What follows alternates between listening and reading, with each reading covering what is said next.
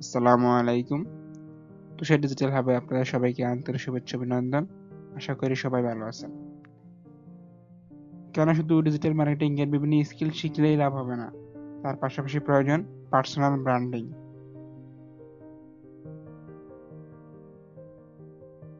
গত ভিডিওর ধারাবাহিকতায় আজকে আমরা জানবো ডিজিটাল মার্কেটিং এ পার্সোনাল ব্র্যান্ড কি এবং কেন এবং কিভাবে তৈরি করা হয়। এক নাম্বার বিষয় হচ্ছে পার্সোনাল ব্র্যান্ড কি। মানুষ তোমাকে কি নামে বিশ্বাস করে, মানুষ তোমার সম্পর্কে কি ধারণা রাখে, এই সব কিছুই হচ্ছে পার্সোনাল ব্র্যান্ডিং।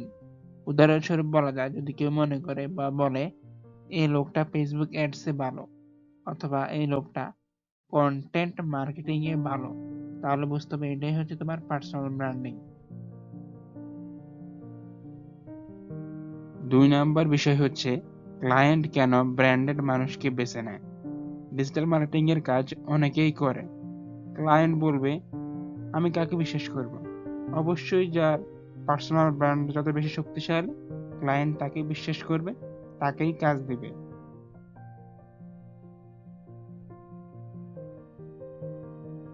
3 নাম্বার বিষয় হচ্ছে কিভাবে শুরু করবে। এখানে 2টা বিষয় আমাদের লক্ষ্য রাখতে হবে। এক, আমাদের যতগুলো সোশ্যাল মিডিয়া প্ল্যাটফর্ম রয়েছে সবগুলোতে আমরা একই নাম, একই ছবি, একই নিশ, এই 3টে বিষয়ের সমন্বয়ে আমরা যতগুলো আইডি আছে সবগুলোতে আমরা একই নামে খুলবো। 2 নম্বর বিষয় হচ্ছে আমরা এসব আইডিতে নিয়মিত ভ্যালু দেওয়া কন্টেন্ট দেব, অর্থাৎ যে কন্টেন্ট গুলো মানুষের উপকারে আসবে, মানুষ এগুলো থেকে শিখতে পারবে, আমরা এরকম কন্টেন্ট দিব।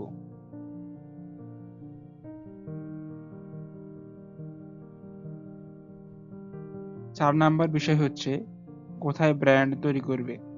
আমার যতগুলো সোশ্যাল মিডিয়া প্ল্যাটফর্ম রয়েছে, যেমন ফেসবুক, ইউটিউব, ইনস্টাগ্রাম, আমরা এগুলোর মধ্যে আমাদের ব্র্যান্ড তৈরি করব। এর মাধ্যমে আমরা লোকালি ক্লায়েন্টদের কাজ করতে পারবো। যদি আমরা ইন্টারন্যাশনাল মার্কেট প্লেসে কাজ করতে চাই, তাহলে আমরা ফাইবার কিংবা আপওয়ার্কে অ্যাকাউন্ট তৈরি করে এর মাধ্যমেও কাজ করতে পারি। সবচেয়ে কমন ভুল, কপি করা, অন্যের কন্টেন্ট চুরি করে নিজের আইডিতে শেয়ার করা, এগুলো করা যাবে না। আমাদের উচিত নিত্য নৈমিক নতুন নতুন কন্টেন্ট পাবলিশ করা। 2 নম্বরে রয়েছে ইনকনসিস্টেন্ট থাকা, অর্থাৎ আমি একদিন একটা কন্টেন্ট দিলাম, 2 দিন বসে থাকলাম, হবে না। আমাদের নিয়মিত এবং প্রতিদিন শিডিউল অনুযায়ী কন্টেন্ট দিতে হবে। 3 নম্বর হচ্ছে সবকিছু একসাথে শেখার চেষ্টা করা। ডিজিটাল মার্কেটিং এ অনেকগুলো সেক্টর রয়েছে, তাই আমাদের উচিত সবগুলো সেক্টরের কাজ না শিখে যে কোনো একটা সেক্টরে ভালোভাবে কাজ শিখে